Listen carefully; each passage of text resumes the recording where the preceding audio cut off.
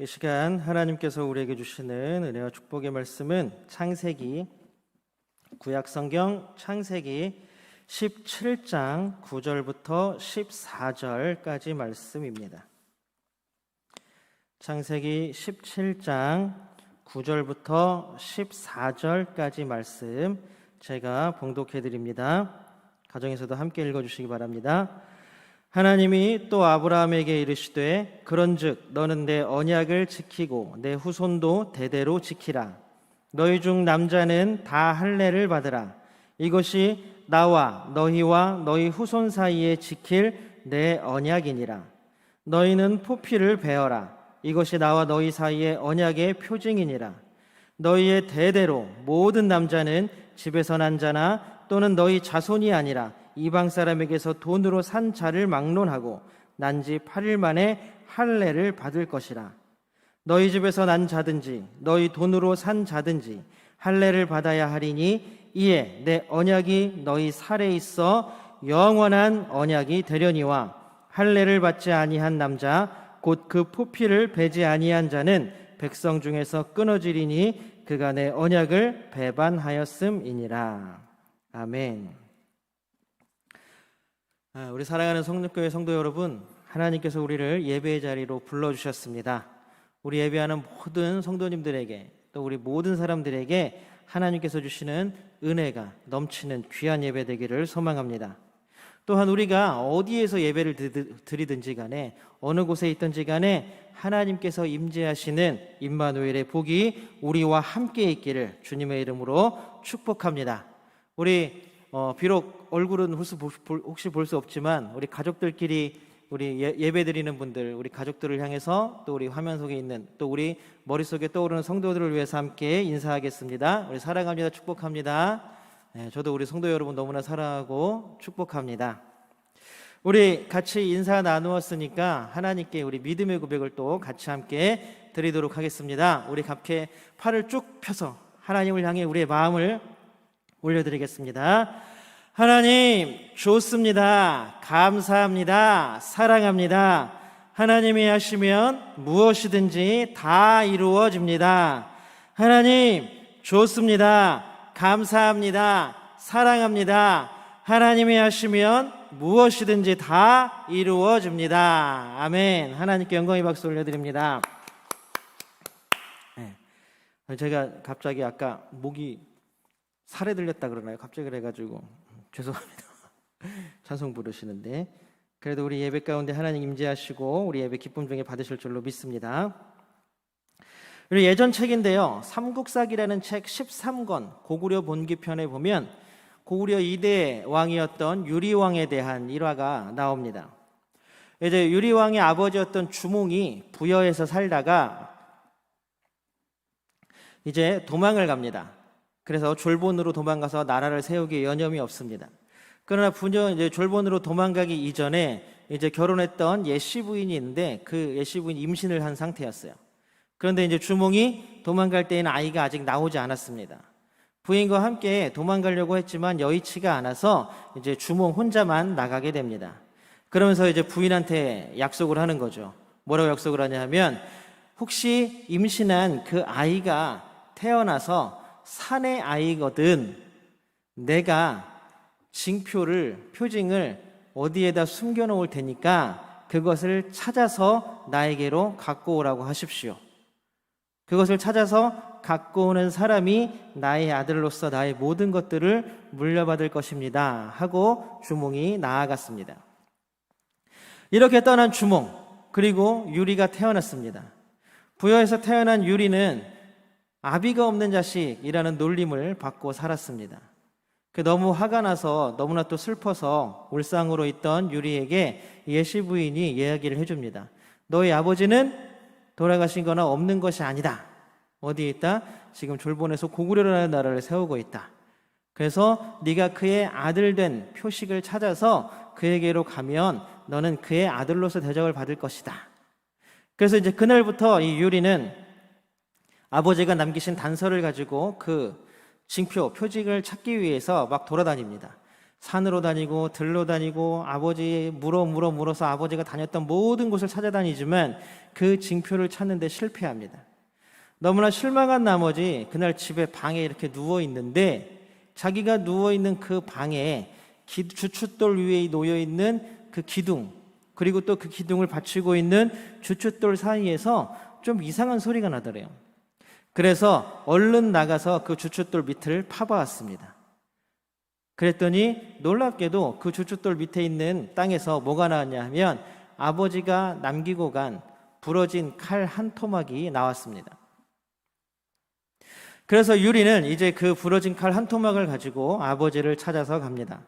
그 아버지에게 자신이 아들이라는 것을 알리기 위해서 가는 거죠. 그렇게 해서 아버지를 찾아간 유리가 네가 내 아들인 걸 어떻게 아느냐 할 때에 아버지가 남긴 그 칼조각을 탁 내미는 거죠. 그러면은 주몽도 같이 자기가 가지고 있는 칼조각을 맞춰보고 그 유리를 아들로서 받아들였고 그 유리는 주몽 이후에 2대 고구려 왕이 되었습니다. 자, 이 유리가 주몽의 아들이었다라는 것들을 나타내는 가장 강력한 표징이 뭐였냐 하면 바로 그 아버지가 남기고 간 부러진 칼 토막이었습니다. 이 부러진 칼의 이 토막 조각이 유리를 주몽의 아들이라는 것이라고 증명해주고 증거해주는 표징이었다라는 것입니다. 우리 지난주 함께 나누었던 하나님의 약속이 혹시 기억나십니까? 하나님께서 무슨 약속을 하셨죠? 그리고 또 하나님이 어떤 일을 하셨죠? 하나님께서는 아브라함의 이름을 아브라함으로 바꾸어 주셨습니다. 그러면서 다시 한번 하나님께서 아브라함에게 주셨던 약속들, 땅에 대한 약속들과 자손에 대한 약속들을 다시 한번 구체적으로 그리고 그 이전보다 더 거창하게 아브라함에게 주셨습니다. 그런데 문제는 뭐냐 하면 아브라함에게 그 두 가지 약속이 주어졌지만 그것이 이루어질 것 같은 기미가 조금도 보이지 않는다는 것이 문제였습니다. 그러니 아브라함이 그 약속을 어떻게 믿을 수 있었겠습니까? 그래서 아브라함도 사실 자기 나름대로 노력하죠. 자기에서 집에서 길리운 노예, 종이었던 엘리에셀이 내 후계자가 될 것입니다. 그 다음에 또 사라가 또 자기의 인간적인 방법을 사용해서 이스마엘을 낳기도 했습니다. 그러나 하나님은 그 엘리에셀이나 이스마엘이 자신의 후계자, 아브라함의 후계자, 약속의 자손이 아니라고 분명히 말씀하고 계십니다.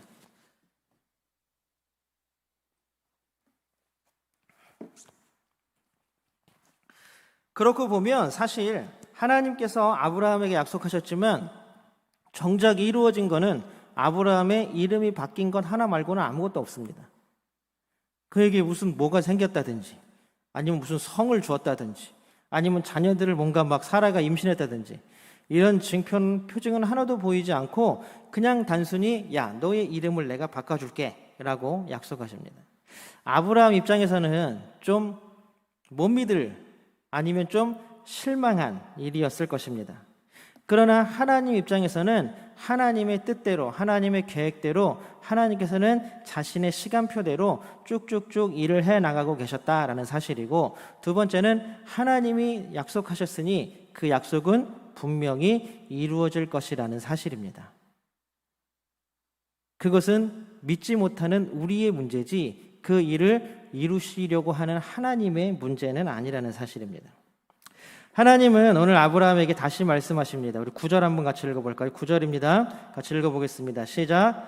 하나님이 또 아브라함에게 이르시되, 아브라함 이야기가 시작된 12장부터 지금 17장까지 흘러왔지만 하나님은 아브라함에게 끊임없이 말을 거십니다.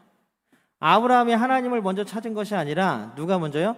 하나님께서 아브라함을 먼저 찾으셔서 계속해서 말을 걸고 계시고 이야기를 하고 계신 것입니다. 복에 대한 약속도 아브라함이 하나님, 나에게 많은 민족을 이룰 수 있는 후손들을 주십시오. 나에게 그 민족들이 정착할 땅을 주십시오. 라고 기도했던 게 아니라 느닷없이 하나님이 나타나가지고 야, 내가 너에게 하늘의 별들처럼 땅의 티끌처럼 자손을 주겠다. 그리고 네가 종과 행으로 다녀봐라.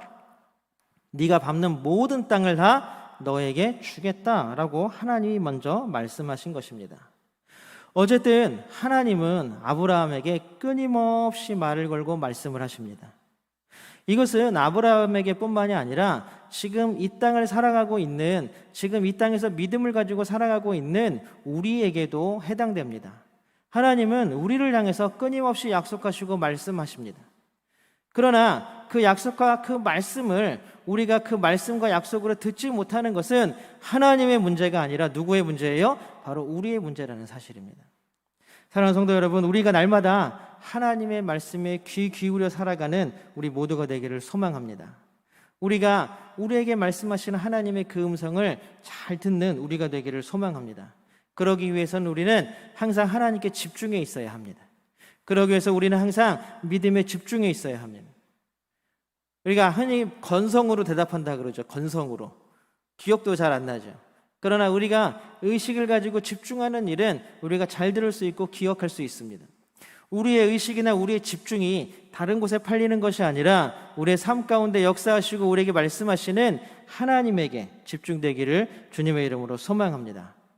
이제 아브라함에게 약속을 한 하나님께서는 이제 그 표징을 내가 너에게 주겠다라고 말씀하시는 거예요. 그럼 그것은 어떤 표징이냐? 우리 9절 아까 읽은 나머지 부분을 한번 읽어볼까요? 같이 나머지 부분 한번 읽어보겠습니다. 시작. 너는 내 언약을 지키고 내 후손도 대대로 지키라 라고 말합니다. 자, 잘 들으셔야 돼요. 여기는 좀 헷갈려요. 언약이라는 말이 굉장히 많이 오늘 9절부터 14절까지 많이 나오는 단어가 언약, 그 다음에 할례, 이 단어가 굉장히 많이 나옵니다. 사실 할례라는 단어도 포피를 베다, 베어라 라는 말까지 다 합치면 이 언약이라는 말보다 더 많이 나옵니다. 그래서 오늘 우리가 읽은 이 오늘 본문은 언약, 그 다음에 할례, 이 두 가지가 가장 중심적인 단어이고 가장 빈번하게 나오는 단어이고 가장 우리가 집중해야 할 단어입니다. 어쨌든 하나님께서 너는 내 언약을 지키라고 말합니다. 분명히 하나님께서 주신 언약은 아브라함이 어떻게 할 수 없는 것입니다. 무슨 얘기냐 하면 내 아브라함이 자손이 많아지게 모래알처럼 많아지고 하늘의 별처럼 많아지고 지가 다니는 그 모든 땅을 자기 것으로 만들고 하는 게 아브라함의 능력으로 가능하겠습니까? 지금까지도 100세가 다 되는데도 불구하고 처병에서 난 이스마엘 하나밖에 없는 아브라함인데요. 그런데 오늘 하나님께서는 뭐라고 말씀하시냐 하면 너는 내 언약을 지켜라. 그런데 그 언약은 뭔가 아브라함에게 불가능한 것을 하나님께서 요구하시는 것이 아니라는 사실입니다. 그리고 그러면은 그 지켜야 할 것들, 아브라함과 아브라함의 후손들이 지켜야 할 것들은 무엇일까요? 우리 10절 한번 읽어볼까요? 10절 같이 한번 읽어보겠습니다. 시작. 너희 중 남자는 다 할례를 받으라. 아브라함을 비롯한 함께하는 모든 사람, 남자들은 다 할례를 받아야 한다고 말씀하십니다. 할례가 뭐냐? 우리가 다 알다시피 남성의 성기의 표피를 베어내는 것입니다. 잘라내는 것입니다. 이것이 하나님 앞에 지켜야 할 아브라함과 그의 후손들의 언약입니다. 하나님께서 야, 너 약속 지켜 라고 말씀하시는데 그것은 그냥 네 약속 지켜, 내가 지금까지 너한테 뭐 자손에 대한 약속, 땅에 대한 약속 줬는데 그거 다 지켜 라고 하나님 말씀하시는 게 아니라 우리가 지킬 수 있는 약속 무엇입니까? 할례를 해라. 할례. 그렇게 어려운 건 아니잖아요. 하나님께서는 이 아브라함에게 또 그 후손들에게 할례를 해라. 니네가 할 수 있는 걸 해라 라고 말씀하시는 것입니다. 이 하나님께서 아브라함과 후손들에게 말씀하신 또 언약이라고 지켜라라고 말씀하신 이 할례는 그 말 그대로 이스라엘의 정체성이 되고 말았습니다. 구약 성경에서는 많은 경우 할례 받지 않은 자들이라는 표현이 많이 나옵니다. 이 할례 받지 못한 자들이라는 표현은 사실 경멸하는 용어입니다. 경멸하는 용어. 이방인들을 경멸할 때 사용되는 용어입니다. 할례도 받지 못한 사람들. 결국 하나님께, 신에게 선택받지 못한 자들이라는 뜻입니다. 이스라엘은 이 할례라는 것을 자신들을 우월하게 만들어주는 하나의 징표라고 여겼습니다. 결국 자기네들이 자기네들은 하나님께 선택된 민족, 이거를 또 다른 것으로 표현하면 어떻게 돼요? 그러면은 다른 이스라엘이 아닌 사람들은 어떻게 됩니까? 하나님께 버림받은 민족이 되어버리는 것입니다. 그것으로서 자신들의 우월성을 드러내고 있는 것입니다. 사실 우월할 것도 하나도 없는데 말입니다. 그럼 표징이라는 말을 제가 국어사전에서 한번 찾아봤어요. 표징이라는 말을. 표징이라는 말을 찾아보니까 첫 번째 뜻은 뭐냐 하면 밖으로 드러나는 특징, 밖으로 드러나는 상징이라는 뜻입니다. 그 두 번째 뜻이 있는데 뭐냐면 무엇이 두 번째 뜻은 어떤 것과 다름을 나타내 보이는 두드러진 점.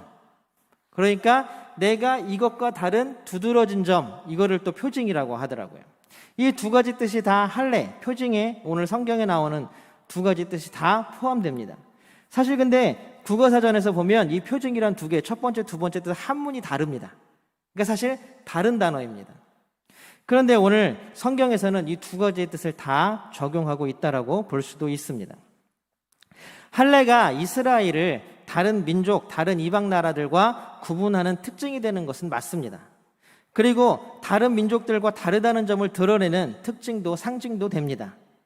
그런데 가만히 보면 정말 이 할례가 그럼 특징, 다른 사람들과는 다른 점인데 이스라엘이 구분했던 것처럼 그럼 이 할례가 다른 민족보다 내가 더 뛰어나다는 증거일까요? 그렇지 않다라는 사실입니다. 우리 한 번씩 천천히 한번 살펴볼까요? 하나님께서는 아브라함에게 어떤 약속을 주셨는지 우리가 다 알고 있지만 말씀을 통해서 한번 보기를 원합니다. 우리 13장에 나오는 13장 16절을 한번 읽어보겠습니다. 시작. 내가 내 자손이 땅에 티끌 같게 하리니. 17장 6절을 또 한번 읽어보겠습니다. 17장 6절입니다. 내가 너로 심히 번성하게 하리니 내가 내게서 민족들이 나게 하며 왕들이 내게로부터 나오리라. 자손이 번창한다는 약속이죠. 또 두 번째 약속입니다. 13장 17절입니다. 한번 읽어보겠습니다. 너는 일어나 그 땅을 종과 횡으로 두루 다녀보라. 내가 그것을 내게 주리라. 또 17장 8절입니다. 함께 읽겠습니다. 내가 거류하는 이 땅 곧 가나안 온 땅을 주어 영원한 기업이 되게 하고 라고 말합니다. 놀랍게도 이것은 아브라함이 밟고 다니는 모든 땅을 다 하나님께서 주시겠다라고 하는 땅에 대한 약속입니다. 약속을 분명히 이 약속이 더 중요한 것은 뭐냐 하면 이제 계속 13장, 14장, 14장, 15장, 16장, 17장 계속해서 하나님의 약속이 나오고 언약이 계속해서 나옵니다. 그래서 15장에서는 하나님이 이거를 분명히 다 이루어 주겠다라는 약속으로 무슨 하나님께서 직접 계약을 하시죠.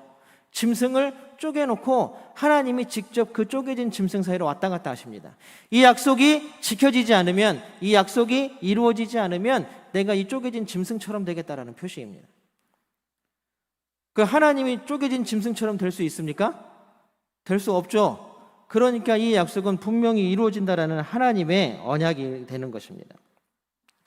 그리고 17장에서는 하나님은 자신의 약속의 영원한 확증, 무엇을 통해서요? 할례를 통해서 그것을 보여주는 것입니다.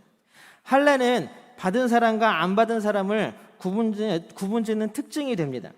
그리고 받은 사람과 안 받은 사람이 서로 다르다라는 것을 나타냅니다. 그러나 사실 거기까지입니다. 우리가 잊지 말아야 할 것이 분명히 있습니다. 그건 뭐냐 하면 약속을 이루시는 분은 누구십니까? 바로 하나님이시라는 사실입니다. 우리가 뭔가를 열심히 해서, 아브라함이 뭔가를 열심히 해서 자손들이 하늘의 별처럼 바닷가의 모래알처럼 많아질 수 있습니까? 자신이 밟는 땅을 다 자기의 땅으로 다 얻을 수 있습니까? 그럴 수 없죠. 바로 하나님께서 이루어 주신다라는 사실입니다. 미래의 약속을 현실로 가져다 주시는 분이 바로 하나님이십니다. 우리가 마음속에 품고 있는 희망과 소망을 지금 현재의 눈앞에 보이게 하시는 분이 바로 하나님이시라는 것입니다. 그러니 아브라함에게 하신 약속을 이루시는 분도 당연히 하나님입니다. 자손이 땅의 티끌처럼, 세번역에 보면 땅의 먼지처럼, 하늘의 별처럼 많게 하시는 분도 하나님이시고, 아브라함이 밟고 다니는 그 모든 땅을 아브라함에게 주신다는 것도 바로 하나님입니다. 바로 이 하나님께서 하신 이 약속들이 분명히 이루어진다라고 하는 것, 그리고 그것이 누구에게 이루어지느냐? 바로 할례를 받은 아브라함과 그의 자손들에게 이루어진다라는 그 약속이 바로 할례의 표식입니다. 어쩌면 우리들도 마찬가지입니다. 미래에 우리가 꿈꾸는 꿈은 어떻게 이루어집니까? 물론 우리가 가지고 있는 노력, 우리의 수고를 통해서 이루어집니다.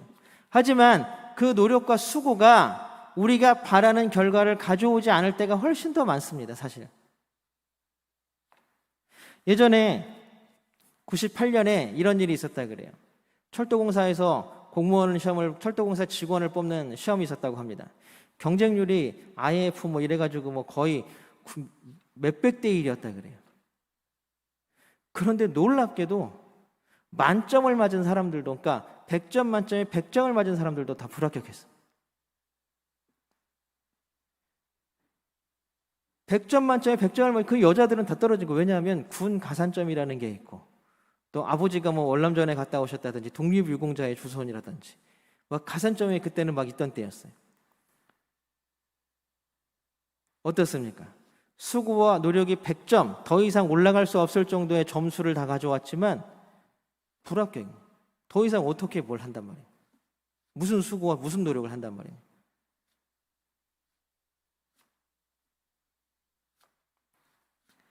그러나 하나님께서 우리에게 하신 약속들, 우리가 하나님 안에서 꾸는 꿈, 우리가 하나님 안에서 가지고 있는 희망과 소망들은 하나님께서 하나님의 뜻대로 하나님의 시간에 분명히 이루어 주신다라는 사실입니다. 그것이 아브라함에게 주신 약속, 아브라함에게 하신 그 약속이 우리에게 나타내 보여주는 것이라는 사실입니다. 하나님은 모든 결과를 하나님의 뜻에 맞추어서 이끌어 가십니다. 하나님의 시간에 맞추어서 하나하나 진행해 나가십니다. 우리의 노력과 수고를 하나님의 뜻에 맞게 사용하십니다. 하나님은 우리에게 주신 약속을 잊지 않고 모든 것들을 실패 없이, 우리의 눈으로가 아니라 하나님이 보시기에, 하나님의 눈으로 보시기에 실패 없이 이끌어 가시고 이루어 주신다라는 사실입니다. 지금도 하나님은 우리의 삶을 보살피고 계십니다. 그리고 지금 예배하는 이 시간에도 하나님 나라를 성큼성큼 이 땅을 향해서, 지금 이곳을 향해서 전진시키고 계십니다. 자, 이것은 하나님의 약속이 분명히 이루어진다라는 우리의 증거였고, 그렇다면 하나님께서 받으라고 하는 할례, 이 할례는 도대체 누구를 위한 것이었을까요? 정말로 다른 모든 민족은 다 버리고 아브라함과 그 이스라엘만을 구원하기 위한 하나님의 편협한 하나님의 성격이었을까요? 아니면 이스라엘이 얘기하는 것처럼 자기들은 선민이고 니네들은 다 버림받은 민족이니까 니네들은 다 죽어라, 다 필요 없다, 우리만이 하나님 앞으로 나아간다 라는 뜻일까요? 이스라엘은 이런 마음이 너무 강했던 것 같아요. 자신들이 하나님께 선택받았다, 이 할례라는 것은 하나님이 그러한 증표다. 만약에 이 할례 받는 것이 이스라엘 민족처럼 생각하는 것처럼 어떤 특권이고 어떤 것이고, 또 이 할례가 나를 위한 것이 아니라 하나님을 위한 것이라고 한다면 이스라엘은 당연히 교만해질 수밖에 없죠. 야, 내가 하나님을 위해서 이렇게 하잖아. 니네 여기 들어갈 수 있어? 안 되잖아. 우리는 그럴 수 있어. 어쩌면 요즘 들어서 그리스도인들이 가지고 있는 교만함이 이 할례로 대표되는 선민의식일 수도 있을 것 같습니다. 우리가 없으면 하나님은 완전 꽝이야. 그래서 우리는 특별하게 선택된 거야. 너희들은 안 돼. 누구 돼요? 내가 되고 우리가 돼. 요즘 들어서 교회끼리도 서로 많이 다투고 싸웁니다. 야, 니네가 교회야? 니네가 무슨 교회야? 야, 니네가 요즘 특히 비대면 예배 때문에 어저께 대구의 어떤 목사님 하는 설교를 들어보니까 그러더라고요. 비대면 예배 드리는 것들은 이제는 교회도 아니고 목사도 아니고 성도도 아니에요. 자기네만이 하나님께 구원받은 백성이고 하나님께 예배하는 백성이에요. 그러면서 참 마음이 너무 아팠습니다. 야, 사람이 저렇게까지밖에 생각을 못하는구나. 오늘 12절을 우리가 함께 다시 한번, 우리에게 주신 말씀 12절을 한번 같이 읽어보겠습니다. 12절입니다. 같이 읽겠습니다. 시작. 너희의 대대로 모든 남자는 집에서 난 자나 또는 너희 자손이 아니라 이방 사람에게서 돈으로 산 자를 막론하고 난 지 8일 만에 할례를 받을 것이라. 사실 이 12절을 원어를 번역하면서 빼먹은 단어가 있어요. 번역을 안 하고 빼먹은 단어가 있는데 그 단어가 무엇이었냐 하면 바로 라켐이라는 단어입니다. 라켐. 히브리어로 이 라켐이라는 단어는 우리 한국말로 번역하면 뭐가 되냐면 너희를 위하여라는 뜻입니다. 너희를 위하여. 여기서 어디서 빠졌냐 하면 너희의 대대로 모든 남자는 집에서 남자나 너와 너희 자손이 아니라 이방 사람에서 돈으로 산 자를 막론하고 너희를 위하여 난지 8일 만에 할례를 받을 것이라. 여기 빠졌어요. 라켐. 이 단어를 해석하는 게 빠져버렸어요. 왜 빠졌는지 잘 모르겠습니다. 우리나라 한글 번역본에 싹 다 빠졌어요. 개역개정이고. 할례는 결국 하나님을 위한 것도 아니고 내 의를 드러내기 위한 것도 아니고 누구를 위해? 너희를 위한 거죠. 우리를 위한 것입니다. 그리고 그 대상은 우리가 자랑할 게 못 되는 게 뭐냐 하면 누구든지예요. 누구든지. 아브라함을 조상으로 삼고 있는 아브라함의 모든 후손들 누구든지 난 이제 8일 만에 할례를 받으라. 누구를 위해서요? 너희를 위해서. 이스라엘이 그렇게 자랑할 것이 못 된다라는 사실입니다. 여기에는 사실 아브라함을 믿음의 조상이라고 고백하는 우리들도 포함되어 있는 거예요. 우리를 위하여 우리도 할례를 받아야 한다는 사실입니다. 할례는 우리를 향한 하나님의 언약의 징표입니다. 이 할례를 받고 기억함으로써 하나님의 약속이 이루어지기를 기다리는 것입니다.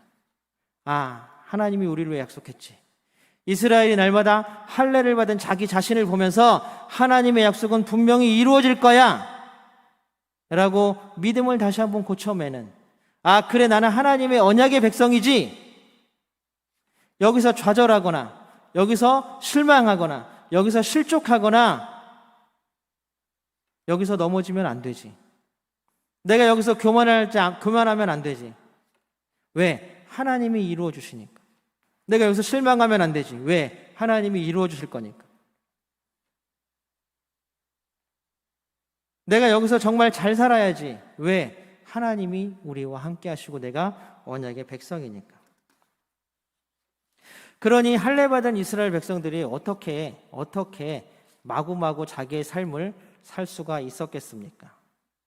할례는 우리를 겸손하게 만드는 표징입니다. 할례는 하나님께서 약속을 이루신다는 징표입니다. 우리가 할 수 있는 것은 아무것도 없습니다. 우리는 단지 우리에게 주신 그 징표를 바라보면서 그 표징을 우리 마음 가운데 간직하면서 하나님께서 하실 일들을 기대하며 기다리는 것입니다. 유리왕은 표징을 가지고 자기가 주몽의 아들임을 인정받았습니다. 그런데 주몽의 아들이 되기 위해서 유리가 노력한 게 무엇이 있습니까? 아무것도 없습니다. 자신의 손에 들고 있는 이 표징이 자신이 주몽의 아들이라는 것을 나타낼 뿐인 것입니다. 바울은 신약 성경에서 이 표징, 이 할례를, 하나님의 언약의 표징인 이 할례를 뭐라고 얘기하냐 하면 바로 스티그마, 곧 예수님의 흔적이라고 말합니다. 구약에서 할례가 이스라엘을 하나님의 백성이라는 것을 나타내는 구체적인 표징이었다면 이제는 스티그마, 예수의 흔적, 예수님을 향한 믿음, 성령께서 우리와 함께 하심, 이러한 것들이 우리가 하나님의 자녀이고 하나님의 백성, 언약의 백성임을 나타내는 표징이라는 것입니다. 사랑하는 성령교회 성도 여러분, 우리는 할례를, 바울의 표현에 의하면 할례를 몸으로 받지 않고 마음으로 받은 사람들입니다. 신약 성경의 표현에 의하면 우리는 입과 마음의 할례, 귀의 할례를 받은 사람들입니다. 우리는 바울의 표현대로 말하면 손과 마음에 예수의 흔적을 가지고 있는 사람들입니다. 그것이 우리를 하나님의 자녀이고 하나님 나라의 백성이게 하는 표징이라는 것입니다. 그렇다면 우리는 어떻게 살아야 하겠습니까? 하나님 나라의 백성으로서, 하나님의 자녀로서 살아야 하지 않겠습니까? 우리가 교만할 필요가 없고 교만할 수도 없습니다. 우리는 날마다 겸손하게 나아갈 뿐입니다. 우리 마음 가운데 혹시 우리 인생 가운데 실망이 되거나 힘들거나 우리를 좌절하게 하는 일들이 생기십니까? 우리가 목표로 한 것들이, 우리가 가지고 있는 인생 삶의 목표나 목적들이 흔들리고 쓰러지고 사라집니까? 너무 힘들어서 주저앉고 싶고 너무 아파서 울고 싶으십니까? 좌절하지 마십시오. 쓰러지지 마십시오.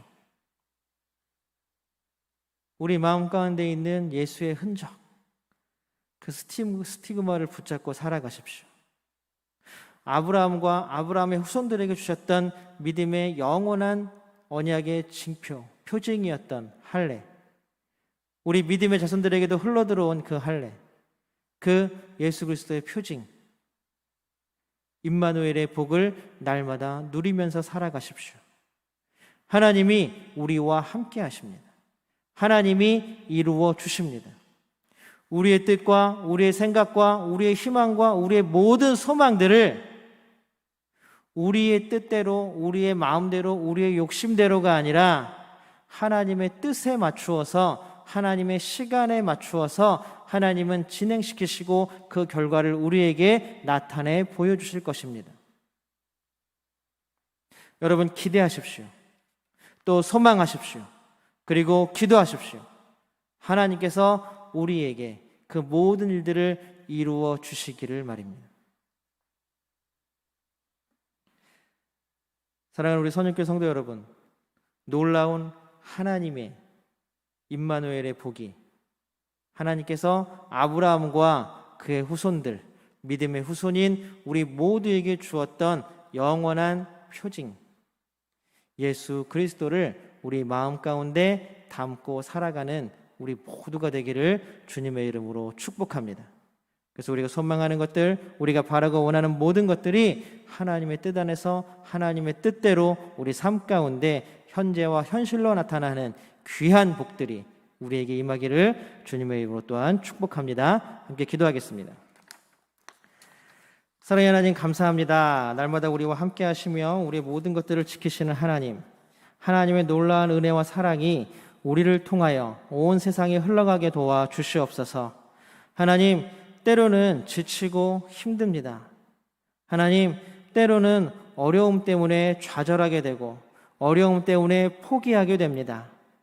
하나님, 때로는 뭔가 잘 되면 우리 스스로를 너무나 높게 보는 교만함에 빠지기도 합니다.